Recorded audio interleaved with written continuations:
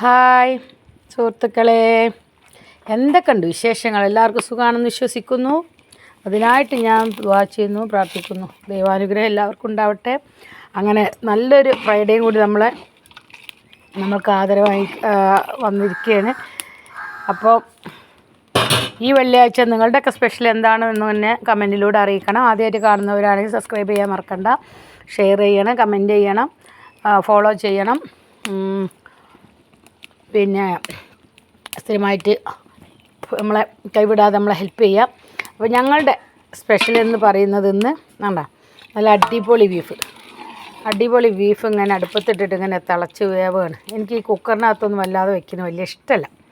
ഞാൻ അടുപ്പത്തിട്ടിട്ട് തന്നെയാണ് ഇറച്ചിയൊക്കെ വേവിക്കുക. ആദ്യമായിട്ട് ഇറച്ചി കഴുകി ചട്ടിയിലിട്ട് കുരുമുളകും മഞ്ഞൾപ്പൊടിയും ഉപ്പും ചെറുനാരങ്ങ നീരും ചേർത്തിട്ട് അടുപ്പത്ത് വെച്ചിട്ട് നന്നായിട്ട് വേവിക്കും. ഒരു 3/4%, ഒരു 80-85% വേവാകുന്ന സമയത്തേക്ക് എന്ത് ചെയ്യും, മറ്റ് മസാലകളൊക്കെ ഞാൻ പിന്നെ ഇതിലേക്ക് വേറെ വറുത്തിട്ട് മൂപ്പിച്ചിട്ടൊക്കെ ഇതിലേക്ക് ചേർക്കുക. ഇൻഗ്രീഡിയൻസുകളൊക്കെ ഞാൻ കാണിച്ചു തരാം. പിന്നെ എന്താ വെച്ചാൽ നമുക്ക് ഈ എഡിറ്റ് ചെയ്യാനും ക്യാമറയും കാര്യങ്ങളൊന്നുമില്ല, ഫോണിലൂടെ എടുക്കണം. ഈ സംഭവം മാത്രമേ നമുക്കുള്ളൂ. അതുകൊണ്ട് എനിക്ക് വേണ്ടുന്ന ഇൻഗ്രീഡിയൻസുകളൊക്കെയാണ് ഇതൊക്കെ. കാരണം സവാള, കുഞ്ഞ് സവാള ആയതുകൊണ്ട് ഒരു 5-8 സവാള ഉണ്ട്. പിന്നെ അരിഞ്ഞ് വെച്ചിട്ട് അതിലേക്ക് 4 പച്ചമുളക്, മസാലകളൊക്കെ വറുത്ത് വെച്ചിരിക്കണം. മല്ലിപ്പൊടി, മീറ്റ് മസാല, കുരുമുളക്, ഉലുവാപ്പൊടി, പിന്നെ വലിയ ജീരകത്തിൻ്റെ പൊടി, പിന്നെ മഞ്ഞൾപ്പൊടി, മുളക് പൊടി, ഇത്രയും സാധനങ്ങൾ ഞാനിങ്ങനെ വറുത്ത് വെച്ചേക്കണം. ഇങ്ങനെ വറുത്ത് ചേർക്കുന്നതാകുമ്പോൾ ഒന്നും കൂടി ടേസ്റ്റാണ്. സംഭവം നമ്മൾ ഉണക്കി വറുത്ത് പൊടിച്ചൊക്കെ വെക്കുന്ന പൊടികളാണെങ്കിലും ജസ്റ്റ് നമ്മൾ എടുക്കുന്ന സമയത്ത് ഒന്ന് വറുത്ത് കഴിഞ്ഞാൽ അതിനൊരു പ്രത്യേക സ്മെല്ലും നല്ലൊരു മണം കിട്ടും, നല്ലൊരു ടേസ്റ്റും ഉണ്ടാവും.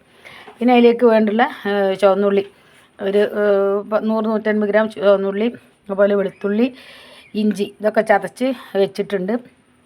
പിന്നെ ഇത് നെയ്ച്ചോറിലേക്കും ബീഫിലേക്കും കൂടി ഉള്ളിട്ട് പുതിന, ഒരു 6-7 തക്കാളി വട്ടത്തിൽ. ഈ തക്കാളി വട്ടത്തിൽ അരിഞ്ഞാലുള്ള സുഖം എന്താണെന്ന് അറിയാം, പെട്ടെന്ന് നമുക്ക് വെന്തിട്ട് നല്ലൊരു സോഫ്റ്റായി കിട്ടും.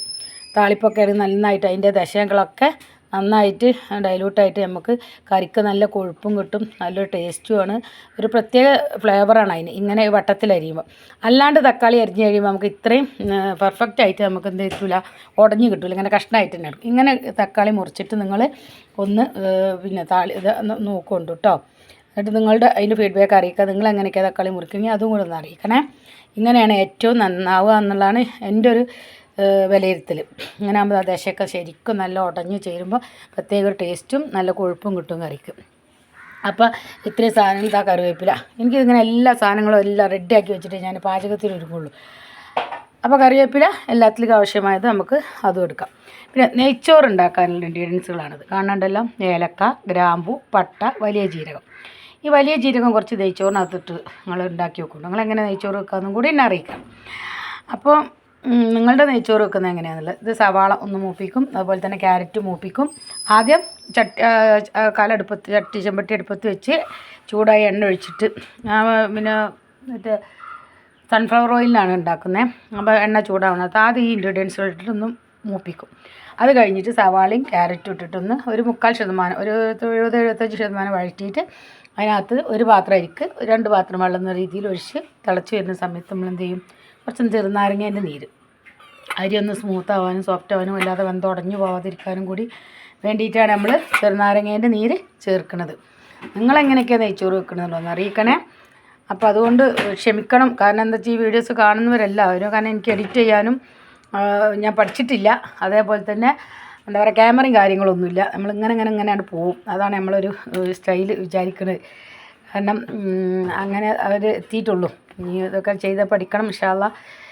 അപ്പോൾ നിങ്ങളുടെ എല്ലാവരുടെ എല്ലാ വിലയേറിയ സപ്പോർട്ടും നമുക്കുണ്ടാവണം. എല്ലാവരും ഫോളോ ചെയ്ത് നന്നായിട്ട് തന്നെ അതെല്ലാം കണ്ട് ഇതുപോലെയൊക്കെ നിങ്ങൾ ഉണ്ടാക്കി വെക്കുക. ഇനി ഉണ്ടാക്കുന്ന സമയത്ത് നിങ്ങൾ കാണിക്കാം, ഉണ്ടാക്കി കഴിഞ്ഞിട്ട് കാണിക്കാം. അപ്പം ഇന്ന് ഒരു സംഭവം തന്നെ 3 ഭാഗമായിട്ട് എനിക്ക് പോസ്റ്റ് ചെയ്യാൻ പറ്റുള്ളൂ.